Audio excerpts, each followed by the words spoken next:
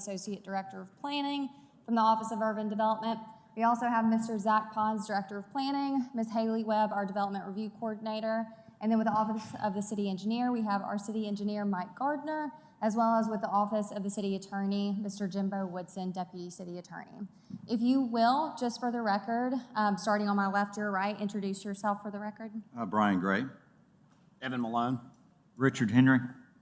Okay, so we'll go ahead and get started with our development before you tonight. This is over at 105 Rice Mountain Road North. This is just east of Cypress Inn, just west of the Randall Family Trailhead, just to give you a little grounds of where we are. Zooming in a little bit more so you can see the aerial of this property. It's vacant today. And then the adjacent zoning. So this is in the Riverfront Development District. Here is a view from the intersection at Rice Mountain Road Loop. And we'll just give you a couple more views of this vacant land just so you can see what's going on here.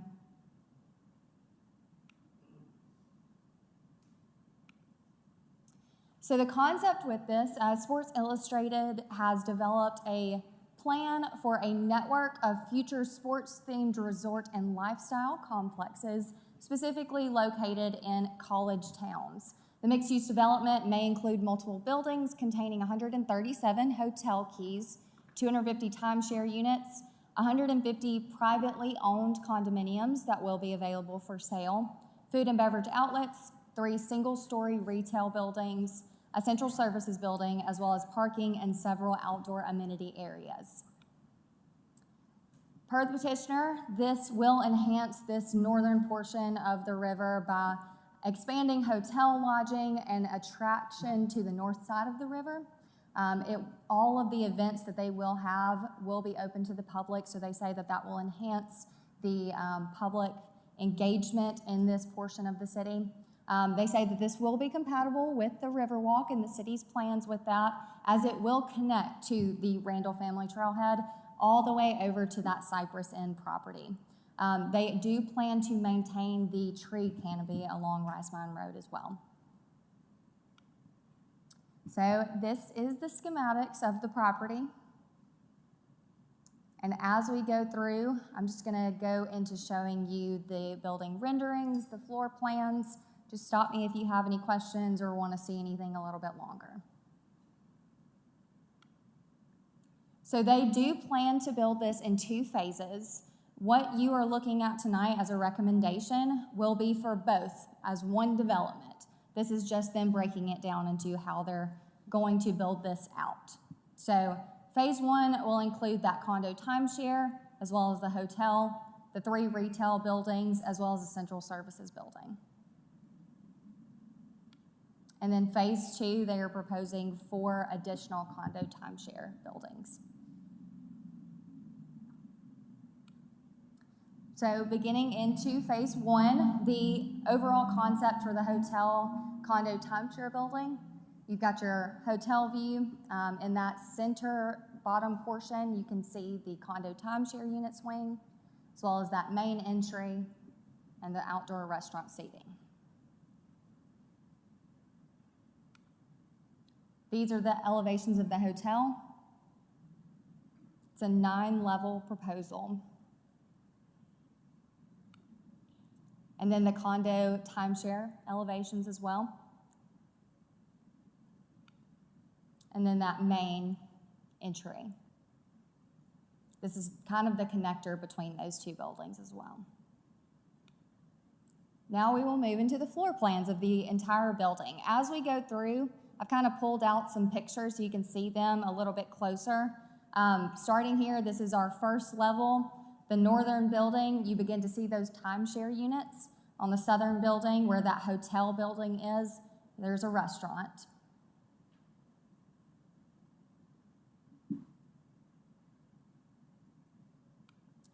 Moving into level 2. So as I said, here on this left-hand side, you can see those timeshare units just a little bit closer. And on the right-hand side, you can see those hotel rooms. Can you go back? Absolutely. So you're saying yellow is the This is the restaurant area. A little bit of retail here as well. No conference areas. I will let the petitioner speak a little bit more to that. Moving into level 2. And then levels 3 through 5, you'll begin to see those condo units. Those are the ones that will be available for sale, private ownership.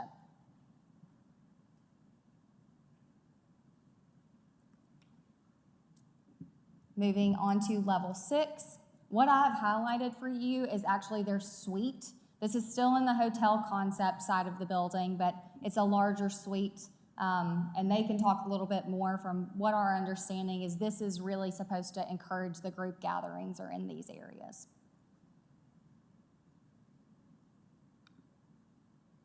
And moving on to level 7 through 9, you'll see the timeshare levels in the hotel building. And then in the condo timeshare northern building, you'll see the remainder of those condo units.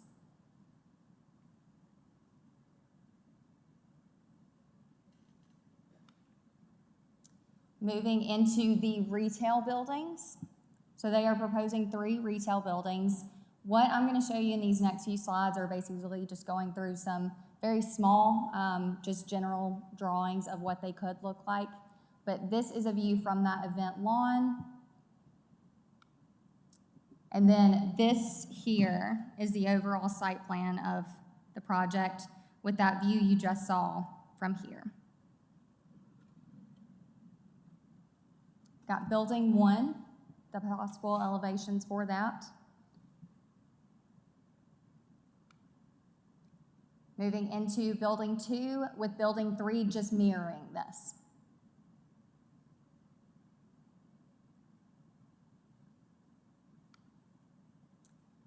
And now we will move into the central services building, which is still part of phase 1. This is more staff-centric. It's where the mechanical things, where the housekeeping, all of that will be housed in the central services. This is just the floor plan of that, as well as the overall building design. Now we will move into phase 2 of this project. So again, just that condo timeshare elevations of those 4 buildings. Per staff, we do believe that this meets the requirements outlined in section 24-42. Do you have any questions for staff? Do you need me to go back to anything? Are we approving or commenting on phase 2, or is that just showing potentially what it is, or is this the only time that phase 2 will come So forward? this is an entire recommendation for the development as a whole. What they have broken down into phase 1 and phase 2 is just how they plan to build it. They are asking for the recommendation for all of it as one whole development. And they also have a presentation, so we can come back up and answer any Okay. staff questions after.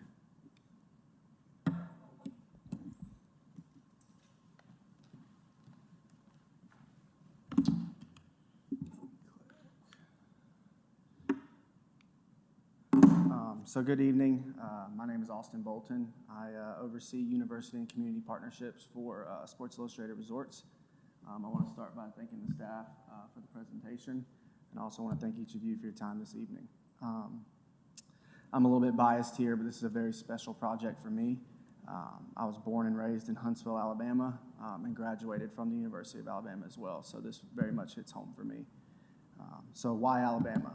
The University of Alabama, as you all know, has a rich athletic history across all sports. There is no city more passionate and supportive of their university athletics quite like Tuscaloosa.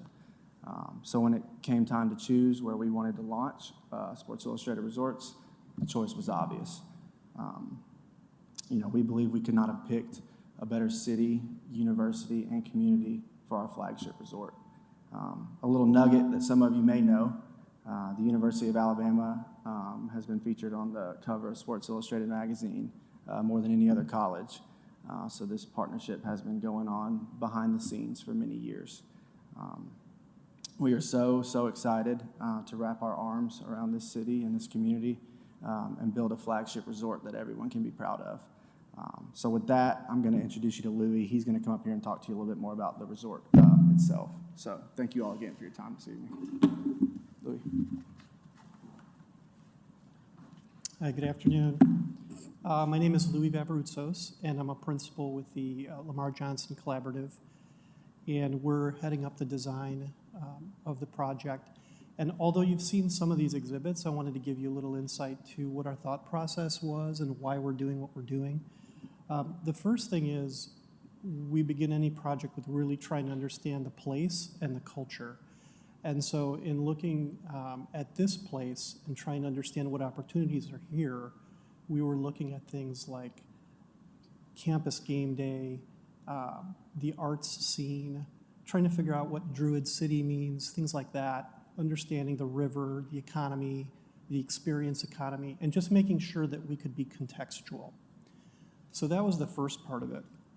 Beyond that, the second part of it was really thinking about the university itself, which has a very specific architectural tradition and history.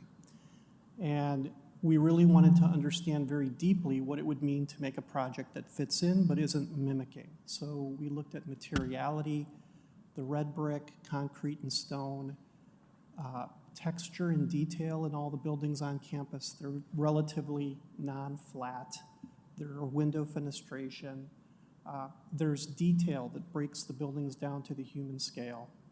And all of these things we felt could find their way into our approach, which was a modern building that would be timeless and of its own, but still recall somewhat of the university aesthetic. So be a little bit about the past, but also looking towards the future. Oops, looks like we're missing. Okay. So I'll talk while you're waiting. The third part of the equation after place and context is really the immediate site, because that's always different and it always brings its own challenges. And in this case, the first thing was really to understand the where people are coming to the site from. Let me pause one more second. I'll let you go to the site plan if you could find it. We really wanted to understand where people were coming from to the site. What percentage of people are coming from the south? How are they experiencing the place, and how are they returning to the place for a second time? So that was the first part of it. Then we wanted to really consider views, both out from the property as well as to the property, coming over the bridge, from Rice Mine, looking between canopies of trees, really thinking experientially. And then we got into the nuances of pedestrian movement, both at the periphery of the project as well as along the river, and really thinking how people are going to experience that. And then finally, it's a beautiful natural site. So how do you preserve as much of the wetlands as you can? How do you relate to the trees there? How do you create buildings that create their own kind of shadow on the site, because this is a warmer climate? So all those things kind of relate to what you see in the site plan. I'll try to advance this. Can you advance?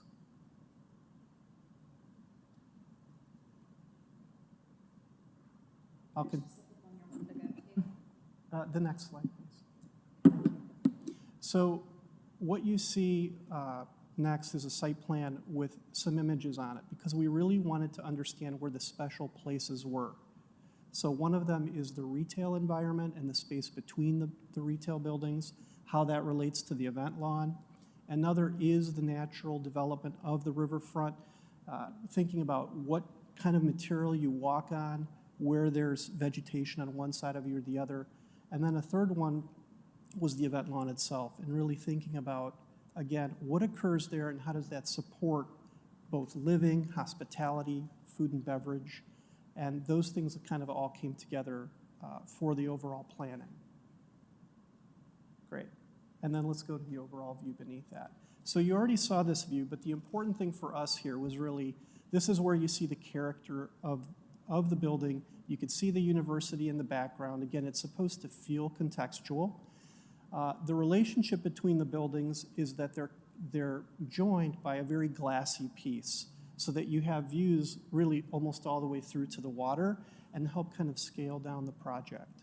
The rest of the buildings on the site also share a little bit of the same materiality at different scales. And we tried to be very careful about the way we integrated parking and landscape, and that's a continuing effort. But again, we're thinking about nature, we're thinking about the pedestrian and scale, and we're thinking about vibrancy and how to make this a real destination and an attractor.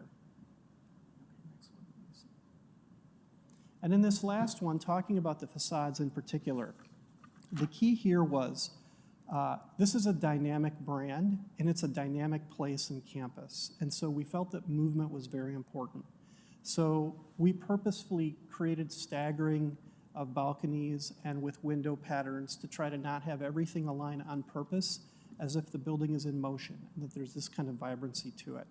In addition to that, we're really kind of fighting for shadow and texture, and again, trying to avoid flatness. And then finally, using that combination of brick along with concrete, some ornamental metals that are kind of almost stadium-like. And again, really thinking about the way pedestrians are separated from cars and how people come in to the main lobby, go to their room, go to a restaurant, or stay in the event lawn. So all these things come together.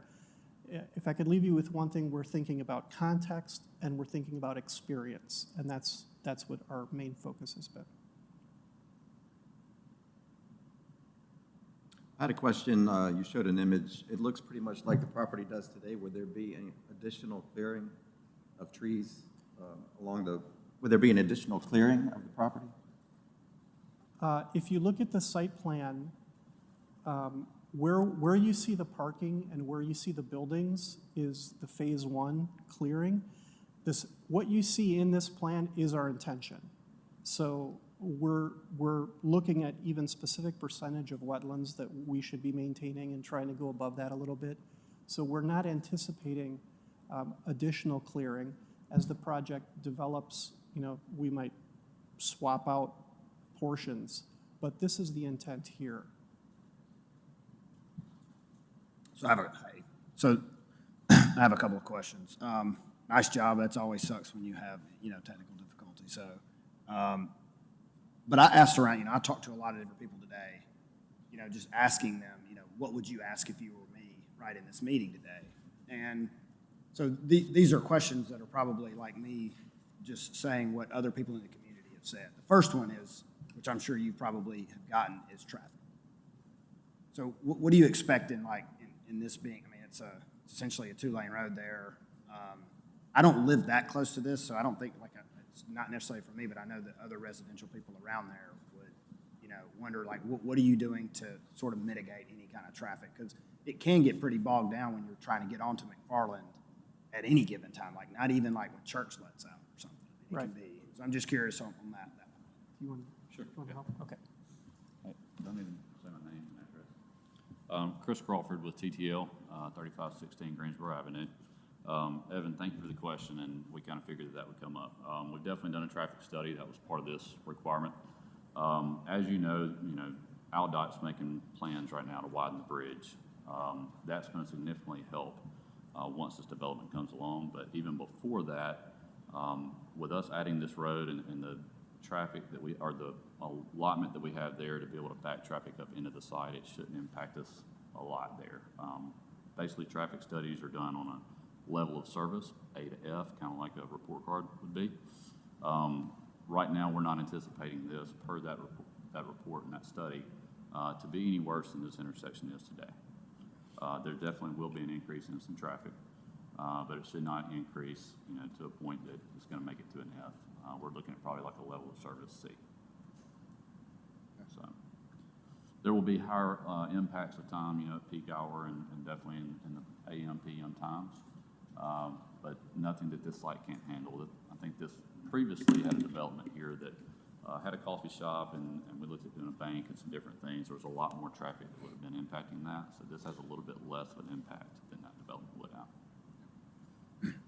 Then my second question is probably more of an economic question, but so if you talk to anybody who owns a hotel around here, it's not hard for them to fill those up during a game day. But my question is that what is your plan to bring people here like in June, right? In times when it's not, right? Because we have a little higher vacancy rates now, than we've had in the past, and you're just adding supply to already a low demand. So I would ask, like, what are you going to be doing to try to, market to get more people into Tuscaloosa? Right, For, right. to come to your property. Okay, would you like me to take this, or? Sure. So, well, part of it is that there are residential units here, so that's part of it. There is food and beverage here. And really, the event lawn is intended to be the main attractor.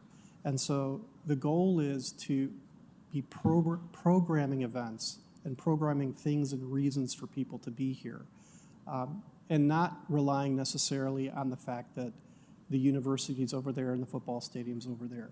Another part of it, and I mentioned the place and the events in the beginning, is to try to understand that experience culture. When are the baseball games occurring, because travel baseball is big? When are the bass fishing tournaments? Like how to have those kind of things be supported by the kind of events that are happening on the outside of the building as well. So architecture alone, as you guys know, architecture alone is not going to do that. It's the programming and the management of the activities as well. And the whole purpose of this is that it's kind of like a multi-purpose destination. So with the living, with a vacation club, with the food and beverage, and with the event lawn, we're trying to make that whole thing become the attractor. And a lot of it will be the events. That's why I asked about the conference rooms earlier, because I was wondering, that's another reason people would come, right? Is for business purposes. You have businesses coming in to, have conferences, those types of things. So. Got it. Yeah, have y'all talked to Kelsey Rush at Tuscaloosa Tourism? Okay, yeah, about like the needs of the hoteliers and kind of what they're looking for in terms of like, demand. Okay, should be a good resource. Hey, I've got a question about the retail space. Do y'all have like tenants that you've sought after or that you are going after? Y'all, and is this the first ever Sports Illustrated product? It's the first product here. Okay. It's not the first product, but again, we're uniquely combining elements in a slightly different way.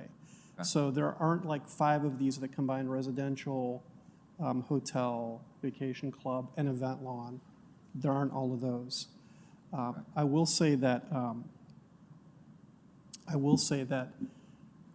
part of what we're doing here is intended to be novel and to tap into this particular place. So we could not pick up this project and set it down at my alma mater. It would just never work because of the culture of the place and the vibrancy of it and what's drawing people to the place.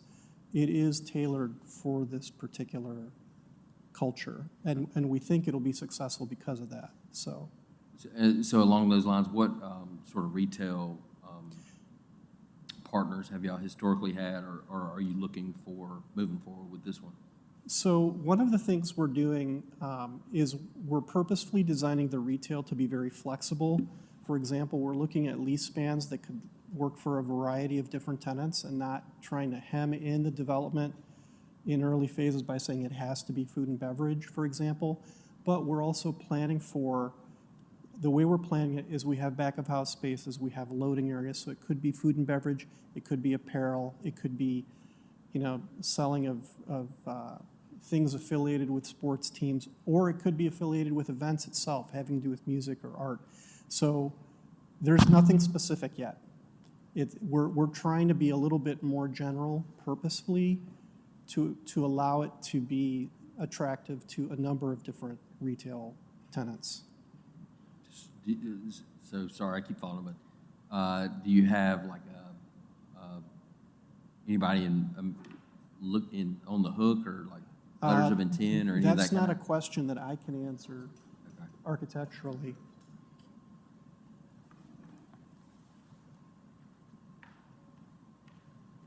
Hello, I'm Travis Crisp. For the retail section, we are not marketing that section yet. We want to go ahead and finish the design of those buildings and have that flex space available so that we can go after and market to certain tenants, but we have not marketed that section yet. Will the retail space be built in phase one? Yes.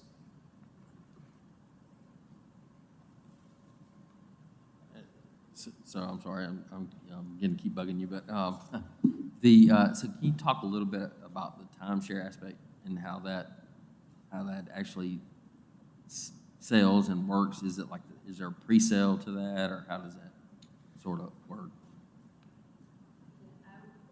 My name is Christine Vila, and I'm happy to answer any questions specifically that you have. But in general, the way the timeshare product works is that the owners buy something like it's almost like a membership.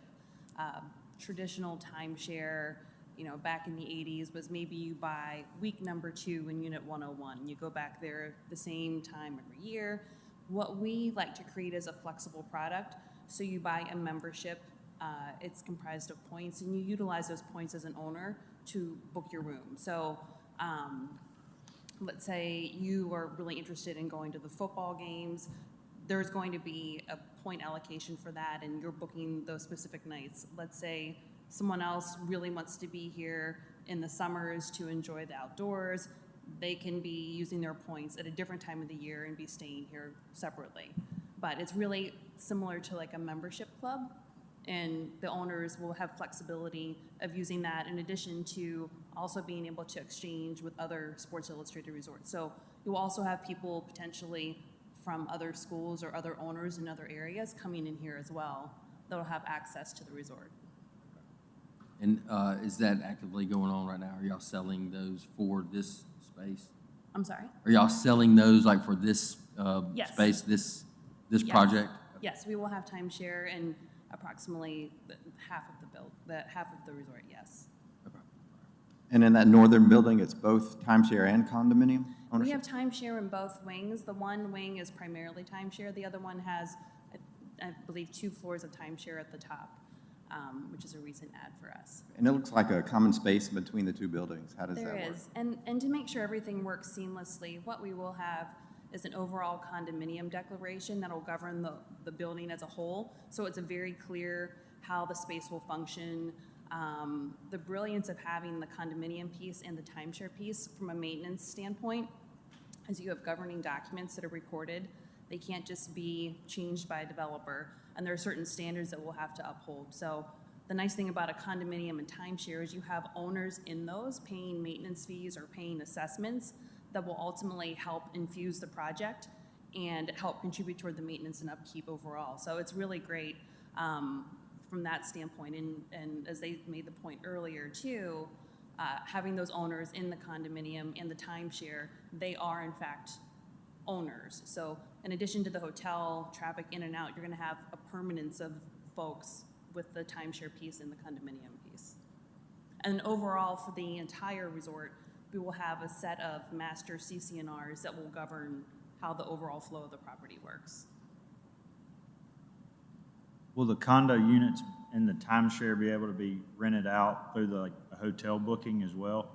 I don't believe it'll be through the exact same hotel booking program, but we will have an ability for folks to rent either their unused timeshare units or the condominiums. Would that trigger a short-term rental license for a condo unit?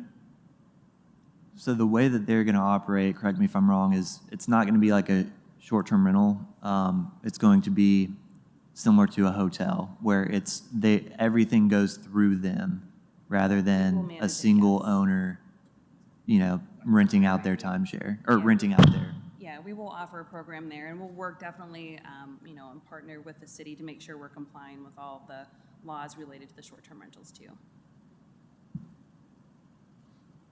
I got a couple of site questions. Are y'all gonna build the Riverwalk section, or are you just working with an easement that the city would later build the Riverwalk section? Our intention is to be building that, and I don't know who wants to speak to the Riverwalk.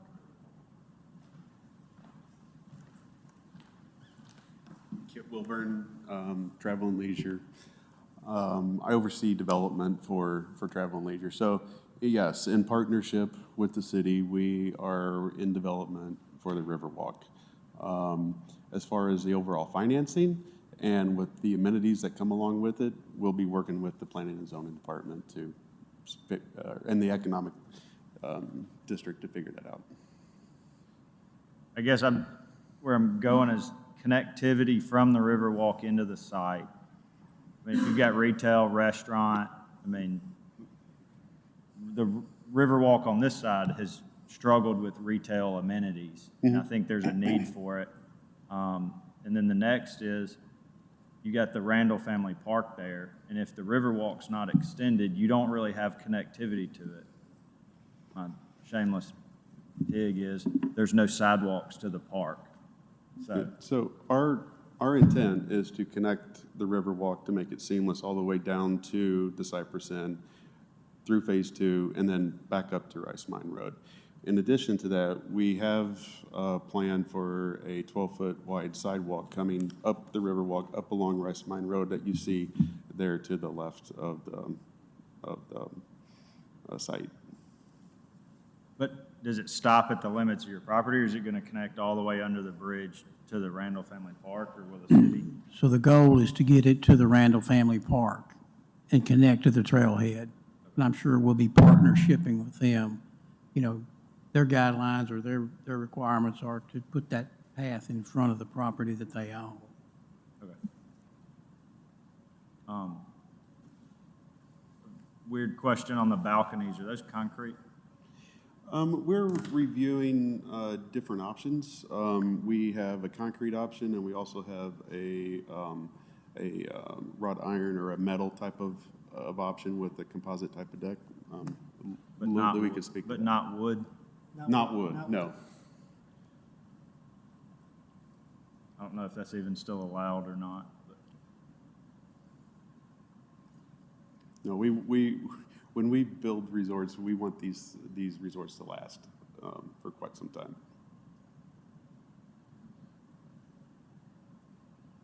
So just to clarify with staff too, the retail will be required to be built with the construction right. of the project. Yeah, in Phase 1. there- Possibly be built later. That's right.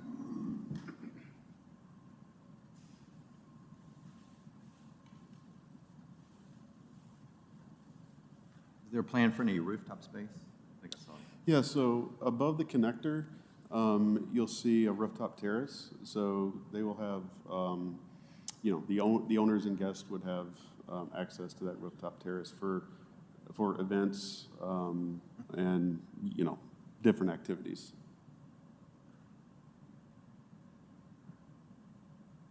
From a programming standpoint, what do y'all see these green spaces and the retail and the restaurant? I mean, I get the business model as the traveler side, but as full-time citizens sitting up here, how do you see the city and the citizens interacting with this property if they're not staying in the units? Do you feel that it'll have a community element to it? Or? Yeah, I mean, I think that is the intent for the resort is to activate, to have different type of activities, activation with the people that are staying there, with the school. Obviously during game days, there will be some tailgating type of activities. There could be music venues taking place there. Anything that can be activated, through resort operations will be looked at. Even food trucks or something like Yeah, that? we have food trucks that travel around to different resorts for different things.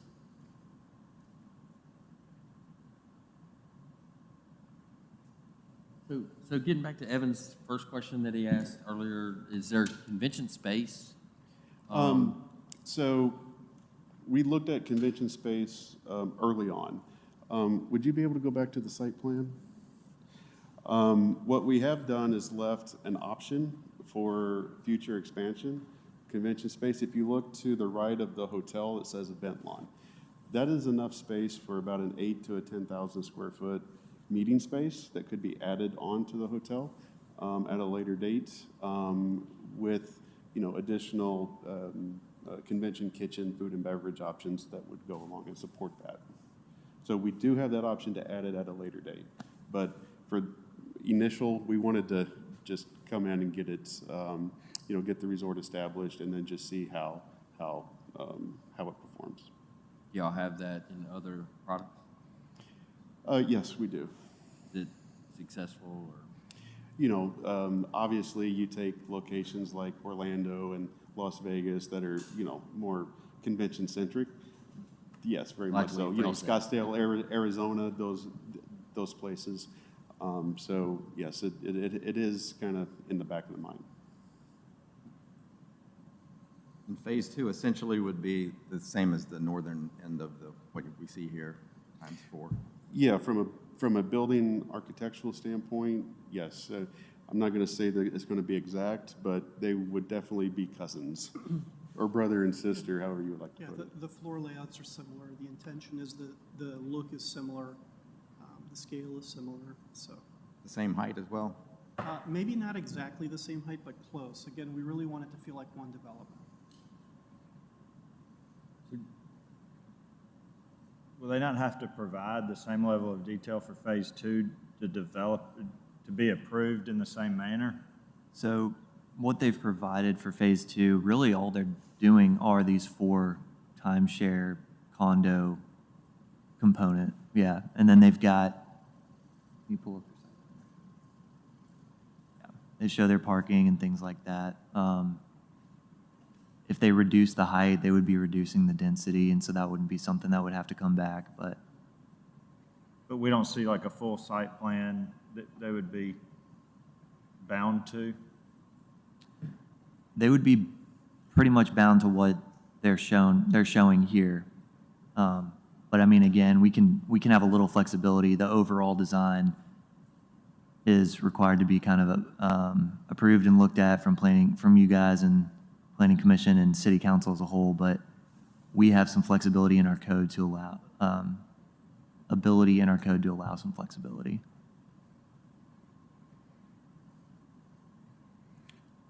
From an aesthetics perspective, I don't see anything being a major change. Yeah, if there was something substantial, like they were changing the type of, if they weren't using brick and they were using metal or something like that, then we would bring it back to the commission. That'd be a substantial change. I mean, but I guess really even if they do 3 buildings versus 4, I mean, does that come back? As long as, yeah, we can dig into that more once they get into that area, but I believe the code, and I can look at it, is, I mean, if they reduce the density, if they're reducing the density, then they're not, if they're not increasing the density or anything like that, then it probably wouldn't have to come back to you guys. But if it was a substantial change of, like, say they made 3 buildings, but they were a lot larger than these buildings being shown here, yeah, we'd probably bring that back to you guys rather than the 4. I guess with it just saying 4 buildings of condos, that What- could be 4 student housing developments that we didn't even discuss, that we've blanketly approved. No floor plans, no unit mix, no. Well, we have specifically called out the total density that we would want for condos and timeshare as no up to 250 timeshare and up to 150 condos, broken out into phase 1 and phase 2. So we wouldn't be asking for more than the entitlements that we're here asking for, but there might be some lesser amount that we would like to build versus what being asked. But we are not intending and have no plans whatsoever to do student housing. That is not on the table for us. That is not our business model, and we have no intention of I mean, and another thing with that too, I hear. I mean, I'm sure that's your intent, but Yeah, and a couple $100 million we- changes people's intent real quick. I mean, we didn't ever think of what has happened. I guess I didn't think about the gravity of approving Yeah, well, 300 or 400 units. One on this additional site. thing that you got to think about here is, we're looking at the site plan, but they've submitted the narrative, which includes all of what Kit had just mentioned regarding the breakdown in units and all of these things where, we are going to be holding them to that narrative as well, which was included in that packet that we sent out to you guys. But I mean, a condo unit, I mean, I don't know, that's a big unknown with a lot of, I think we're looking at this hotel like that's great, and but this phase 2 is a multifamily site with no retail, with no public use, that we're potentially, I don't know, approves the right word, but given comment on tonight, I don't know that I'm comfortable with a multifamily site without that very much so being vetted and discussed. And Yeah, so one thing that we can do, you guys are recommending body to planning commission, and so we can take that, we can take this comment here of, hey, we would like some more information on what the layout might be of the bedrooms and more detail on this phase 2, to then bring that to planning commission. And we're going to tell planning commission, if this is one of your comments, hey, there was concern about phase 2 and whether or not, the multifamily aspect of it being solely multifamily, the student-oriented development concerns, things like that, that they have either addressed or haven't addressed within the time period between the 2 meetings. I might go as far as to say, look at removing phase 2 from the approval. If we can- don't have a full set. We can provide that as a comment too, yeah. Whatever you guys make as the comment, we can put that in there to bring to planning commission. What was the projected start and end date on this? Excuse me. Our projected construction start is Q1 2025, with projected completion no later than Q1 of 2027. 2 years.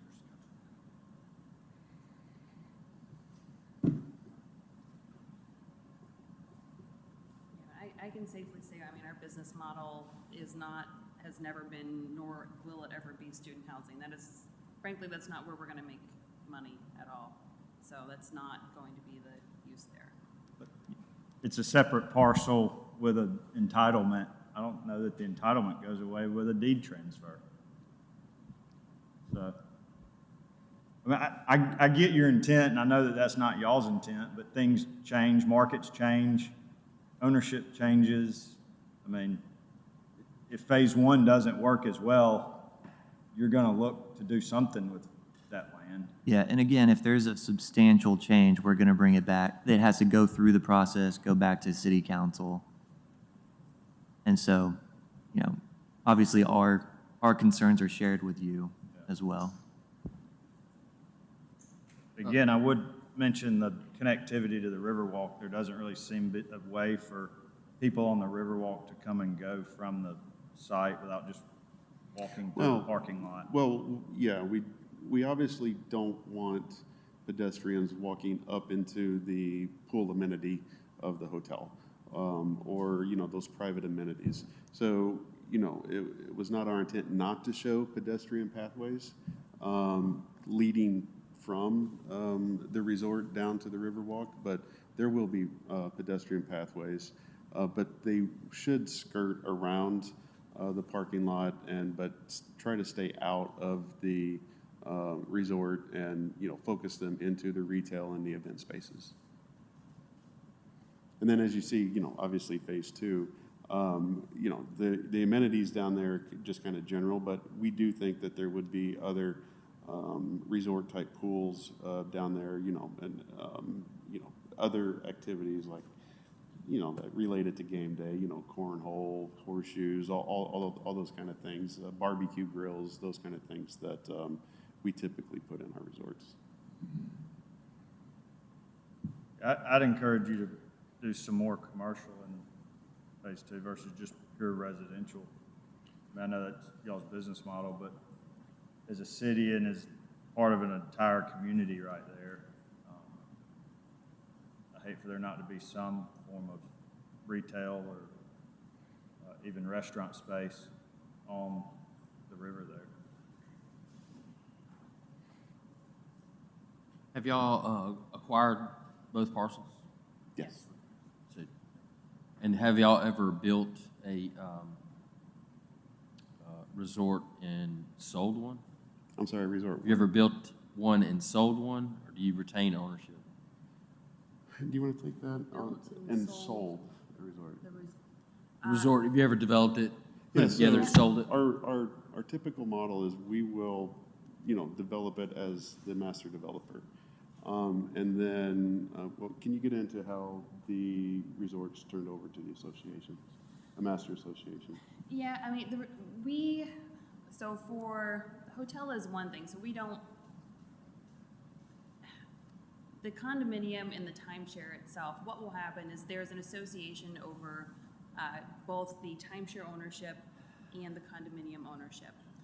We sell each of those, and at a certain threshold, the documents require that the condominium association will ultimately be the one holding and governing of the shared spaces. We may retain certain commercial spaces, but those are turned over to the association, but we don't sell our timeshare resort to someone. It really exists for the benefit of the owners, and we can't do anything to encumber that either to impact their ownership rights. And it's the same in the condominium too. So our land is, once those owners start buying that, we can't do anything to alter that. They own that. We can't go in and start changing things. It exists as it is today, and those amenities like the pool will be part of the association property.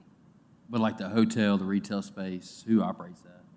The hotel and retail space would be commercial units, and depending on which portion of a retail space, if there was something ancillary in the hotel, like a hotel gift shop, that might be retained by the developer, but the retail space on the outside would be leased and or sold as part of a condominium.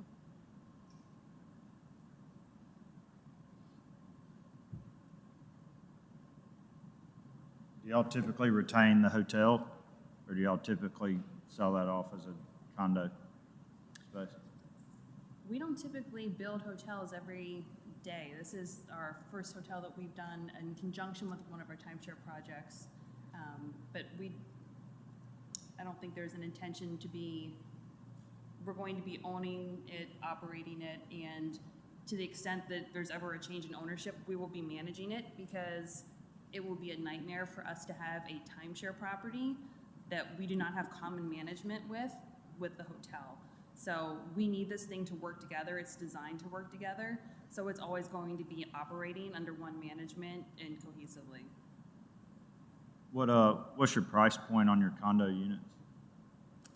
That I don't know. We're targeting around $1,100 a square foot, which is what the market is at right now.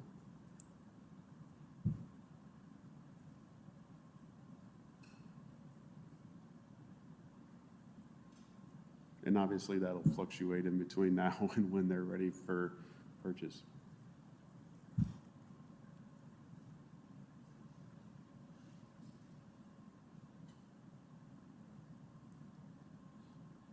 So I'm not trying to say no more questions, but as we move forward, if you guys are kind of wrapping up your questions and don't have any more, then we can kind of take a voice vote, like yes or no, or with the recommendations. Just kind of summarize, I guess, Mr. Henry, if you wanted just to summarize what y'all's comments are. We've got some concerns over the connectivity I think y'all can address. The massing is pretty large. The street view is taking it 300 feet above grade, looking kind of over it. So, I mean, it's a big, tall building. And for me, with phase 2 included, with that many units of residential, I struggle with it. So those are kind of my comments on it. But with the open-endedness of phase 2, it kind of knocks me out of it. Hey, Evan Malone, yes, overall, I like the project. I think that it would, especially with the retail space, I actually think it's a pretty good idea. But I'm with Richard. I think there's a couple, obviously some little things. I mean, it's a huge project, right? I think the connectivity over to the Randall Family Park is a big deal, and I don't think that's going to be super easy. And I don't think y'all quite understood where that is. If you ride over there, you'll see what he's talking about. But overall, I think I'm with you on phase 2. I think that there needs to be, that is a lot of condos. And I think going back to his point was what he was trying to say was that, like, once you sell them, there's nothing you can do, right? I mean, like, you can't, I mean, I guess in the HOA, but it'd be really hard to do anything with that, right? To say you can't allow. There are rules and restrictions that will be in the condominium document, so when people buy in those units, if you spend $1 million for a unit, you don't want a bunch of college kids partying and having parties all night long and things like that. Our covenants and restrictions that'll be in the condominium documents live on with that, and they just can't be changed at the whim of someone.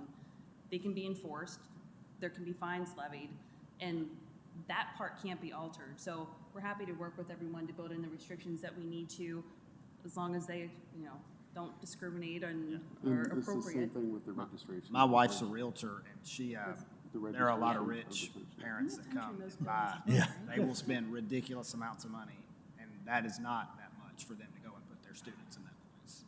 My wife's a realtor, that's what I was saying. Yeah. My wife's a realtor, and she sees that all the time. People coming in from California, from Texas, and it's nothing for them to spend $1 million on a place and put their kid in it. Nothing. And the intent for phase two is, the top level or top two levels would be whole owner condominiums. And then the bottom levels would be timeshare. So, like Christy said, once you sell your condo, as a fee simple condo, it's locked in, right? And the same thing with the timeshare. Once the timeshare unit is registered through the Department of Real Estate, yeah. then it cannot be. It takes. We record the documents, and we don't want to disturb the guest experience either, because the last thing we want is, 4 buildings of all the floors below the condominium units complaining because there's a ruckus and people can't sleep. So we're kind of aligned in our intention in having this be a nice family resort place, being a peaceful place.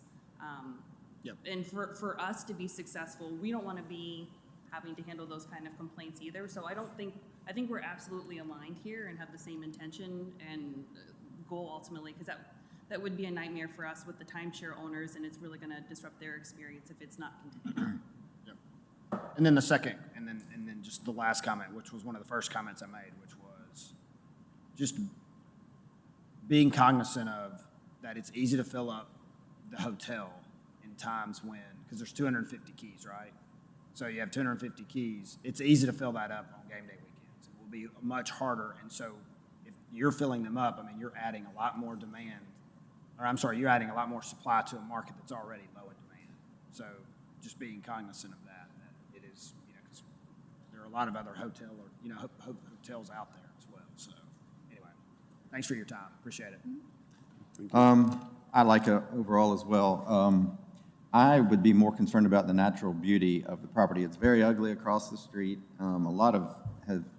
Phase one has already been cleared. Phase two is heavily wooded as it is right now. And I think that's a beautiful section of the river, especially from, the riverside. So I would just be concerned. And also Rice Mine Road, where the trees hang over, I love driving down that section. You don't get to see a lot of that. Those trees will stay there. Well, we've made a commitment to keep that tree canopy across Rice Mine Road. I think that I agree with trying to preserve as much of the wooded property as we can. I think our intent is to have a tree survey done with an arborist, and I'm anticipating there will be a selective clearing in there to thin that out so there's nice views through it, but to maintain as much of those hardwoods and that wooded property is the intent. Yeah, also I drive this loop every day onto McFarland Boulevard, so I don't know. Of course, who knows what's going to happen after they widen the bridge. That's all I had. So I'm Max Carr, and I apologize for being late. But I like the project. There's been nothing there for quite some time, so seeing something be developed is pretty cool. I would encourage you to talk to Kelsey Rush and her team about event space and see, selfishly, I would love for something to be there sooner rather than later, because I do think that would help you fill up those nights that Evan's talking about, where July there's nothing going on in the city of Tuscaloosa, And, you need sort of manufactured events to try to bring people in, to generate demand. I also agree that you would not believe the amount of money that people will spend on putting their students into some really nice places. So there is a fear amongst this body of folks that that could potentially happen. So yeah, that phase 2 does give us all a little bit of pause and concern, and putting a lot more units out there in sort of one big chunk like this could potentially cause issues on down the road. Again, and if you're going to own it and operate it and be a true community partner to the city, I would welcome that. But if it's turned over to a management company, you guys sell everything and y'all are out of the picture and less involved, I don't know what that does in terms of like what we were talking about, what the future looks like. What we don't want is Well, go ahead. Yeah, by virtue of our products, our owners that buy our timeshare product are forever our owners. We can't sell the building, we can't convey it. Those are our owners, so when somebody has a good experience, we don't always hear about the good experience as much. If someone has a bad experience, you better bet we're gonna hear about it. And we continue to service them, so we will never go away in that timeshare space. They are under our umbrella, and they are going to also be in those 4 buildings as well. So those timeshare units, once they are part of the timeshare plan, they can't be used for condominiums. They can't be used for someone to live there, 365 days a year. Those are committed to the timeshare plan, and they cannot be used for anything else. so. And I apologize. I am super uneducated on timeshare and how that works. No worries. And Most people I are also too. I didn't get a great opportunity to dive into the packet very well. Matter of fact, I got to like page 4 and then got interrupted. So I apologize. I'm probably the most unprepared person up here and probably asking the dumbest questions ever. But I think it would be a smart idea to really dive into that in your presentation moving forward and educate the city officials and folks on what that timeshare would look like and how those deeds and all, because don't they have a shelf life? Isn't that deed sort of like a 50-year deed or something like that? You can structure timeshare lots of different ways. Our product in particular isn't deeded. We have I take that back. We have some products that are deeded. There's no intention of deeding this product. It'll be a membership and a use right. But what we can do is put something together to better explain how the timeshare program works. And it's governed by state law, and every jurisdiction in which a timeshare is either exists or in which it is sold, it has to be registered with the state. So this is highly regulated. It's on a state statutory level here, and in any other state that we sell it, we have to register it. And once we record those documents and those things are registered, we can't do anything to impair those owners' rights. In fact, there can't be a mortgage on the property either that is going to impair that. Everything is subject to those owners' rights, so they can't be altered from a timeshare perspective. But we're happy to put together some more information about how timeshare functions to help you guys out too. Because what happens if you only sell a third or a quarter of the timeshare units? So there's something called a maintenance fee, which is a percentage of the overall budget for those timeshare units. And for everything we don't sell, we have to pay that maintenance fee to the association. So we are highly motivated to do that. But we can, in fact, also rent anything that is not sold. We have the ability to also rent, which will create more tax revenue for the city as well. Define rent. Rent like a hotel. So I would like to say I'm for the project. I'm certainly for phase 1. I'm also not a hater of students, okay? I like the students. We like them in our community. Just know that there's a fear that a lot of properties get pitched one way and then built or occupied another. Is that a fair statement? And maybe their intent was right, and the people that came in front were right, but either it went well and they sold it to the sovereign wealth fund from some foreign country, and then we get left dealing with that operation. Well, to just kind of build on a few things that have been said, we're totally in agreement with your observation for convention or meeting space. That is something that, you know, I said it's in the back of our mind, and we'll do that. Louis mentioned, or he had a question about, is this our first property? You know, Travel and Leisure have over 250 resorts, of which we manage all but I think a very few. So having one management group, you know, team here is very critical.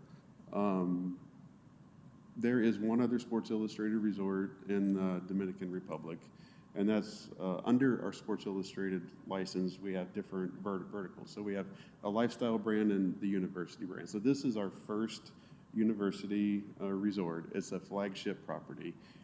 Everybody up to our CEO and our board of directors is invested in this property and making sure that it is the right fit, not only for the university, for the town, and for Travel and Leisure and our business partners. So, yeah, I mean, this being a flagship for the university model is very, very important to us.